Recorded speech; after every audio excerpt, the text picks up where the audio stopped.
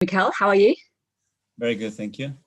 Can we start off with team news? I know Arsenal, of course, issued an update yesterday on the website, but is there any new news following that update? On Kieran? No, just generally, anything new to add to the update that Arsenal issued yesterday? No, not really. We will know more in the next 2 days with the injuries that we have and how they are evolving and whether they're going to be available for Sunday or the next game. And be patient because at the moment looks like a lot of players are breaking down. And just focusing in on Thomas Partey, can you let fans know just how long he might be out for?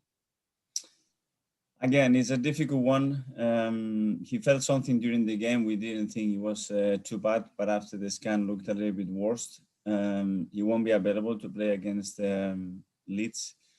And we will see how it evolves in the next few days, but it's a muscular issue. And how frustrating is it for him to have suffered another injury, and how big of a blow is it for you in terms of team selection? He was devastated. We were all devastated because we know the importance of Thomas, and we haven't had him since we signed him. We haven't had him in 3 games consecutive. I think he's only played 90 once. He's come back from the injury, so it's a big blow for us. But he's adapting to the league. I think he's been very unlucky as well, and he's very frustrated because he's a really competitive guy who wants to feel important and be important for the team. And at the moment, the injuries are restricting a lot of game time for him. And I know Leno is available again after suspension, but Matt Ryan did do well last week against Aston Villa. So do you have a bit of a selection dilemma on your hands? Well, I think Matt played a really good game, and to be for the first game that he played with us after very little training, I think he was really good. I really like the way he reacted because conceding a goal in your debut so early and still react the way he did, it showed a lot of character from him. So that's why we brought him here, because he has to be an option and he has to keep pushing Burn. And you've had a week to prepare for this game against Leeds. So has that time on the training pitches been useful for you to try to fix any issues following the last 2 games, which of course were losses?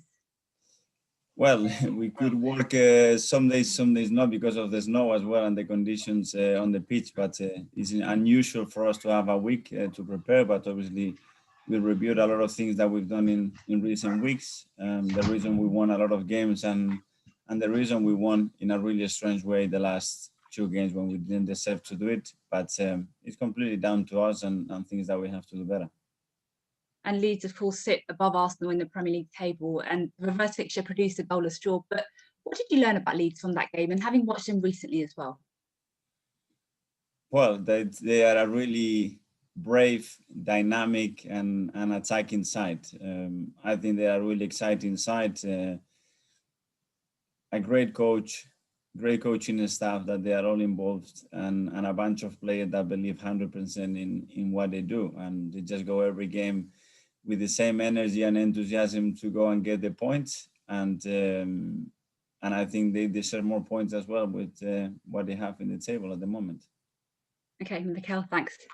Thank you. Thanks for Charlie. We'll go to Emma from Sky Sports. Hi, Mikel. Nice to see you. Hello. I know you've given a bit of an update there on the team news and on Thomas Partey, but just on Kieran Tierney, I know he's due back in training next week, but what is the time scale there? When do you expect him to return to action?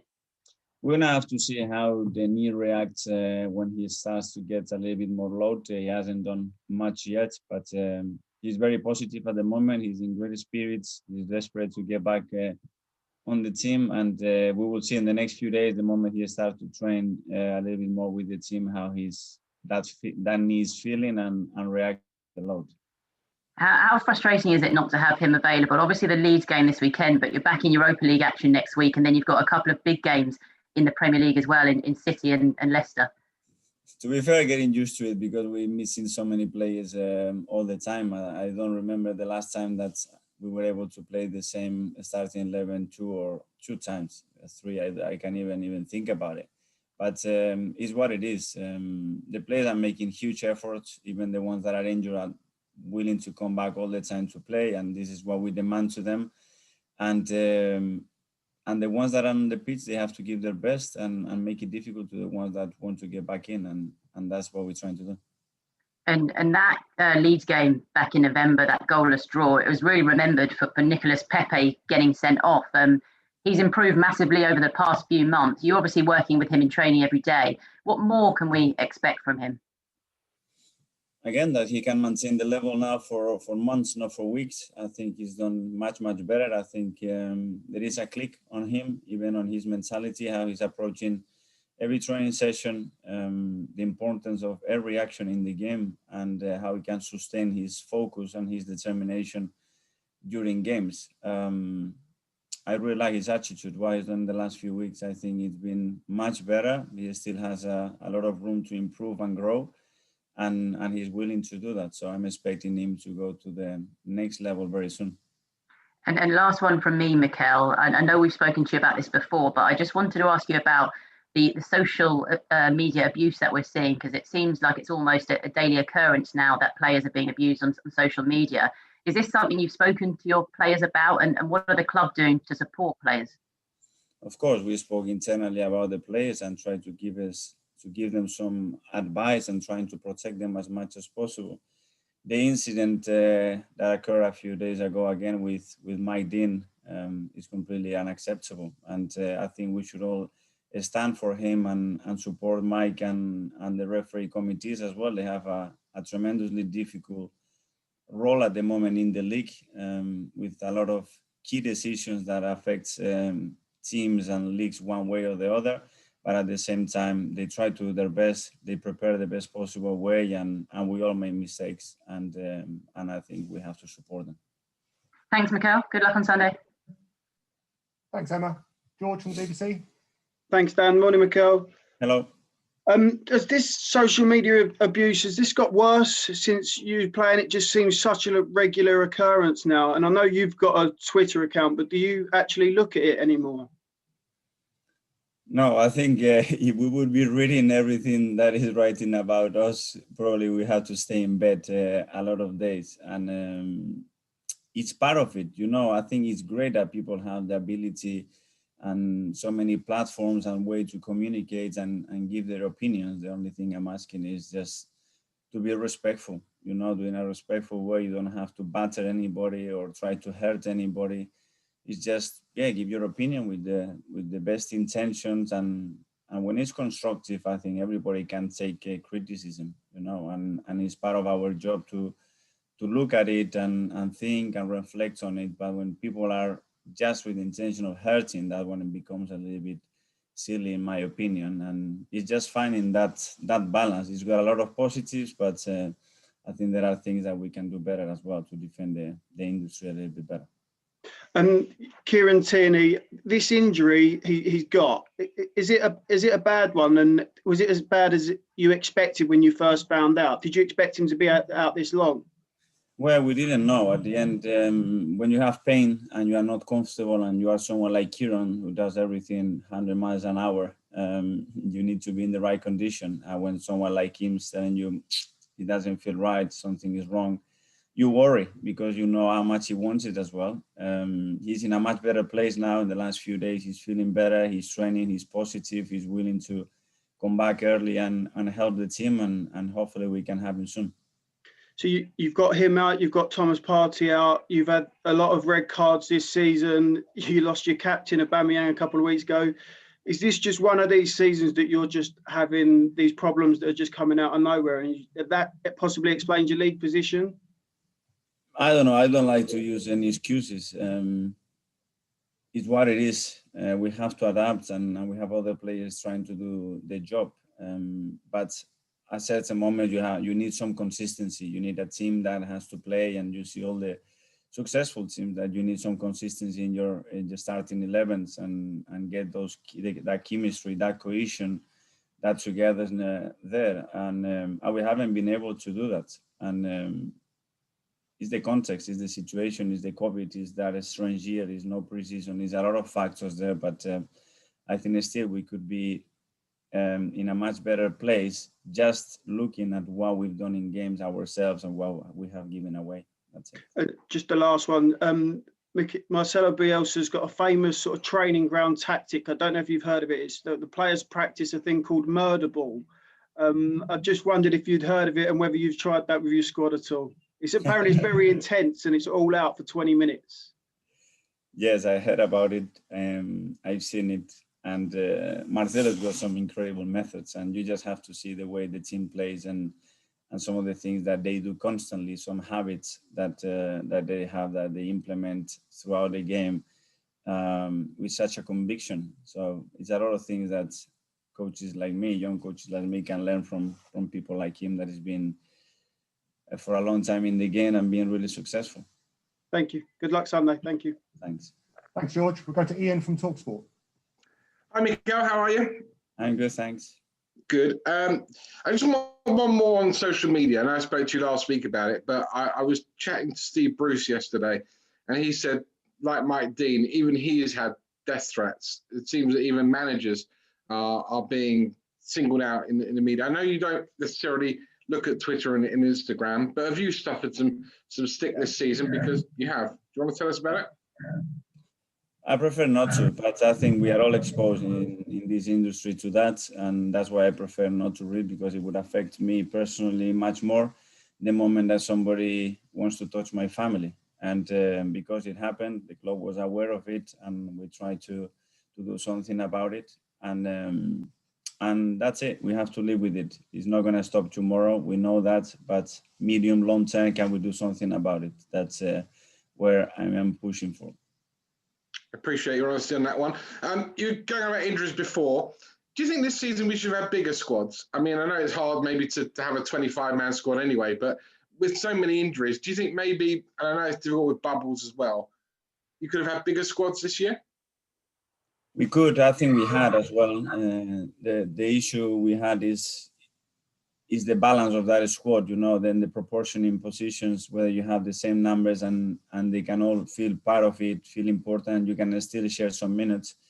Being in 4 competitions maybe made sense. In 2 competitions now, I don't think it makes that much sense, but you never know. It's so unpredictable. You lose players every week. At the moment, how we're going to end up in May, we don't know. We have a long week, and now you are really tempted to say, okay, let's train so hard. This week is the first long week we had in the season, but as well, players need to recover, and they need some freshness. And now the calendar in the next 6 to 8 weeks is absolutely crazy. So there is a balance that we have to find out there as well.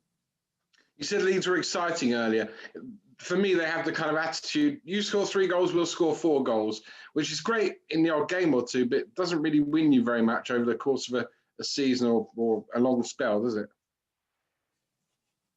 Well, when you look at a lot of the games that they lost, how they lost them, it's pretty incredible as well, because in my opinion, they haven't deserved. They've been really punished on set pieces as well, which is one key area there. But overall, what they produce in open play comparing to the opponents, it's difficult to see games where they have produced less than the opponent.